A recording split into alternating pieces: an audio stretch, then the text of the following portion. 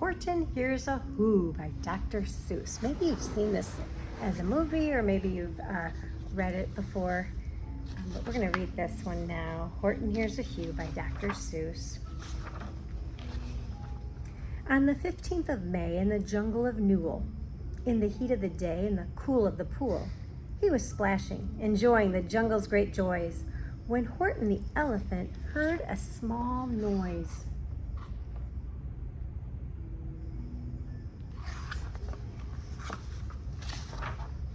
So Horton stopped splashing. He looked toward the sound. That's funny, thought Horton. There's no one around. Then he heard it again, just a very faint yelp, as if some tiny person were calling for help. I'll help you, said Horton. But who are you? Where? And he looked and he looked. He could see nothing there, but a small speck of dust blowing past through the air.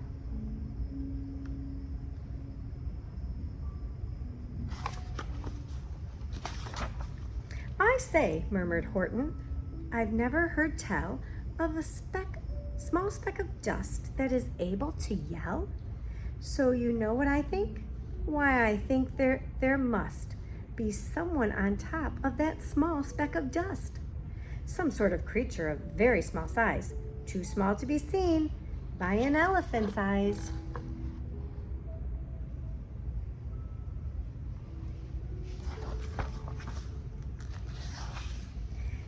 Some poor little person who's shaking with fear that he'll blow in the pool. He has no way to steer. I'll just have to save him because, after all, a person's a person, no matter how small. And that's true. Do you know how small you started out before you were born? So gently, and using the greatest of care, the elephant stretched his great trunk through the air, and he lifted the dust speck and carried it over and placed it down safe on a very soft clover.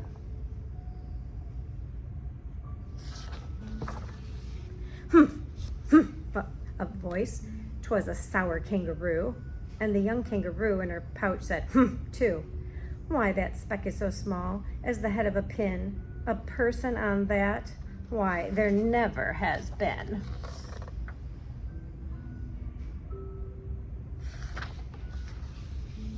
Believe me, said Horton, I tell you sincerely. My ears are quite keen. I heard him quite clearly.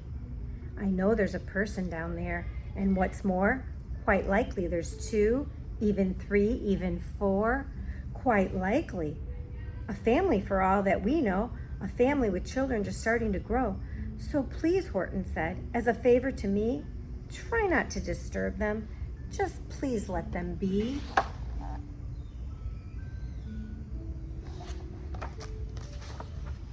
I think you're a fool, laughed the sour kangaroo, and the young kangaroo in her pouch said, me too.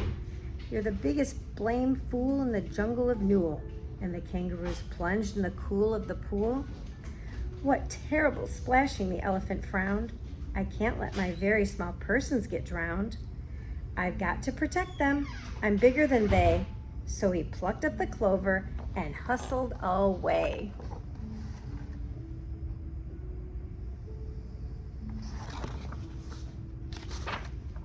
Through the high jungle treetops, the news quickly spread. He talks to a dust speck. He's out of his head. Just look at him walk with the speck on that flower. And Horton walked, worrying, almost an hour. Should I put this speck down? Horton thought with alarm. If I do, these small persons may come to great harm. I can't put it down, and I won't after all. A person's a person, no matter how small.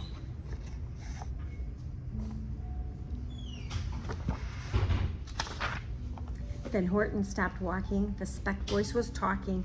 The voice was so faint he could just barely hear it. Speak up, please, said Horton. He put his ear near it. My friend, came the voice, you're a very fine friend. You've helped all of us on this dust speck no end. You've saved all our houses, our ceilings and floors. You've saved all our churches and grocery stores.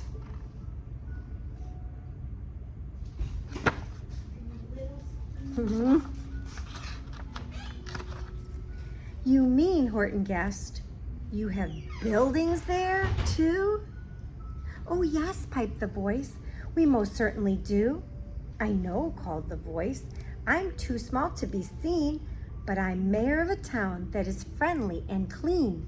Our buildings to you would seem terribly small, but to us who aren't big, they are wonderfully tall.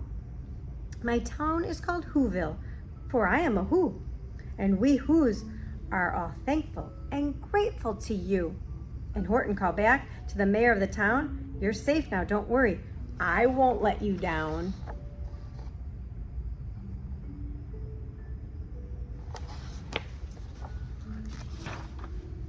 But just as he spoke to the mayor of the speck, 3 big jungle monkeys climbed up Horton's neck. The Wickersham brothers came shouting, "What rot! This elephant's talking to Whos who are not. There aren't any Whos, and they don't have a mayor. And we're going to stop all this nonsense, so there."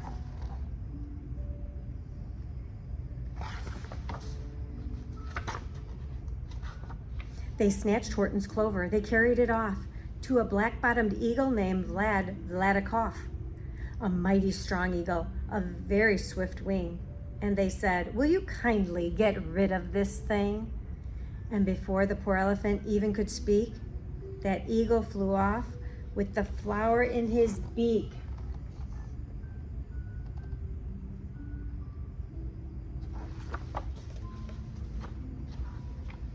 And that late afternoon and far into the night, that black-bottomed bird flapped his wings in fast flight, while Horton chased after with groans over stones that tattered his toenails and battered his bones and begged, "Please don't harm all my little folks who have as much right to live as us bigger folks do." But far, far beyond him, that eagle kept flapping, and over his shoulder called back, "Quit your yapping. I'll fly the night through. I'm a bird, I don't mind it. And I'll hide this tomorrow. Well, you'll never find it." It's just mean. And at 6:56, the next morning, he did it. It sure was a terrible place that he hid it.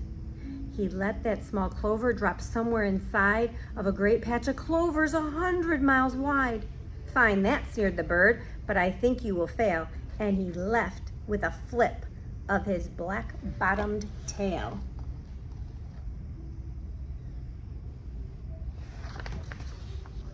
Then on through the afternoon, hour after hour, till he found them at last on the 3 millionth flower.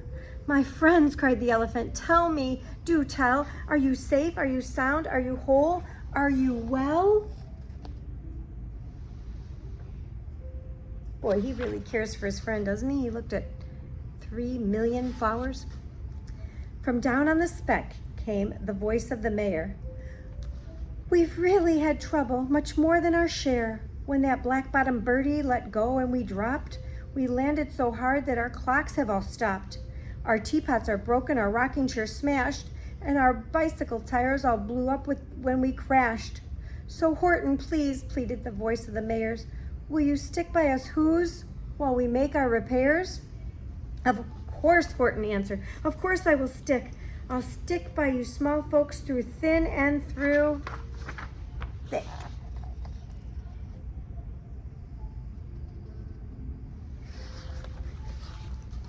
"Humph, humph," the voice. "For almost 2 days you've run wild and insisted on chatting with persons who've never existed. Such carrying-ons in our peaceable jungle. We've had quite enough of your bellowing bungle. And I'm here to state," snapped the big kangaroo, "that your silly, nonsensical game is all through." And the kangaroo in her pouch said, "Me too."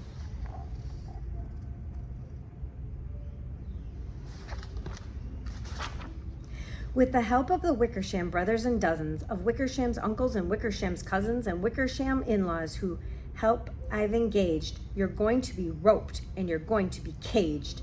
And as for your dust speck, that we shall boil in a hot steaming kettle of bezel nut oil. "Boil it?" gasped Horton. "Oh, that you can't do." It's all full of persons. They'll prove it to you.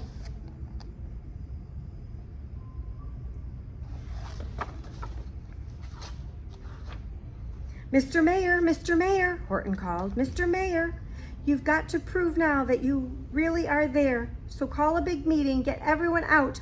Make every who holler, make every who shout.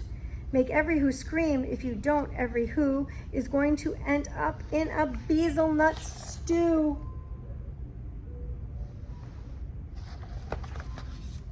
And down on the dust speck, the scared little mayor quick called a big meeting in Whoville Town Square.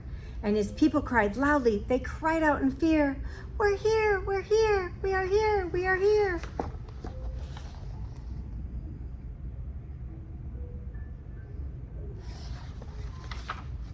The elephant smiled. That was clear as a bell. You kangaroos surely heard that very well. All I heard, snapped the kangaroo, was the breeze and the faint sound of wind through the far distant trees. I heard no small voices, and you didn't either. And the young kangaroo in her pouch said, me either.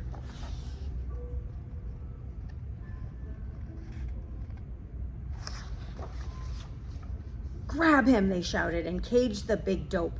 Lasso his stomach with 10 miles of rope. Tie the knots tight so he'll never shake loose. Then dunk that dumb speck in the beetle nut juice. Horton fought back with great vigor and vim, but the Wickersham gang was too many for him. They beat him, they mauled him, they started to haul him into a cage, but he managed to call to the mayor, don't give up, I believe in you all. A person's a person, no matter how small. And you very small persons will not have to die if you make yourself heard. So come on now and try.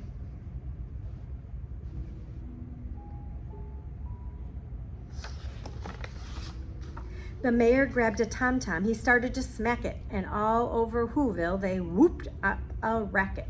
They rattled tin kettles, they beat on brass pans, on garbage pail tops and old cranberry cans. They blew on bazookas and blasted great toots, on clarinets, oompas and boompas and flutes.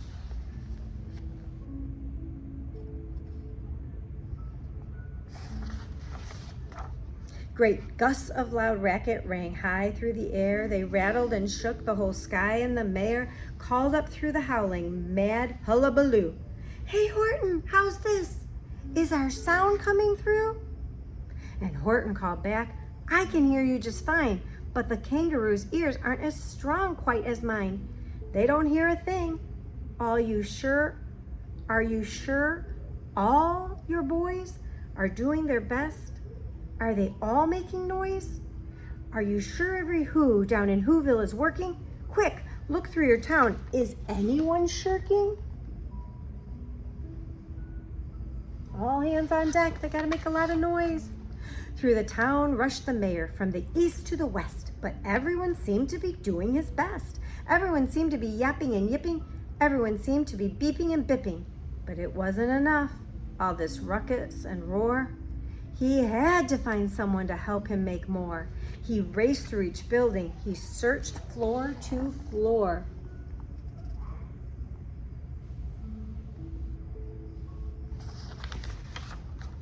And just as he felt he was getting nowhere and almost about to give up in despair, he suddenly burst through a door, and the mayor discovered one shirker quite hidden away in the Fairfax Apartments, apartment 12J. A very small shirker named Jojo was just standing and bouncing a yo-yo, not making a sound, not a yip, not a chirp, and the mayor rushed inside and grabbed the young twerp.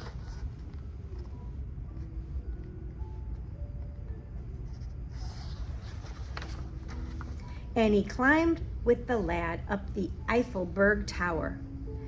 This, cried the mayor, is your town's darkest hour, the time for all who have blood that is red to come to the aid of their country, he said. We've got to make noise in greater amounts, so open your mouth, lad, for every voice counts.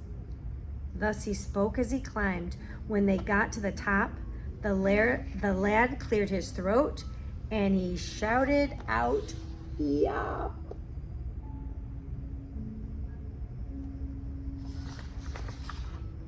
And that yop, that one small extra yop, put it over. Finally, at last, from that speck on that clover, their voices were heard. They rang out clear and clean, and the elephant smiled. Do you see what I mean? They've proved they are persons, no matter how small, and their whole world was saved by the smallest of all. How true, yes, how true, said the big kangaroo. And from now on, you know what I'm planning to do? From now on, I'm going to protect them with you. And the young kangaroo in her pouch said, what do you think she said? Me too. From sun in the summer, from rain when it's fallish, I'm going to protect them no matter how smallish.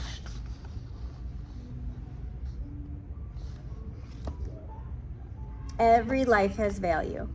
Every person that looks different than you, that sounds different than you, that's smaller than you, that's bigger than you, no matter what, every person has value. You have value. And just remember that today.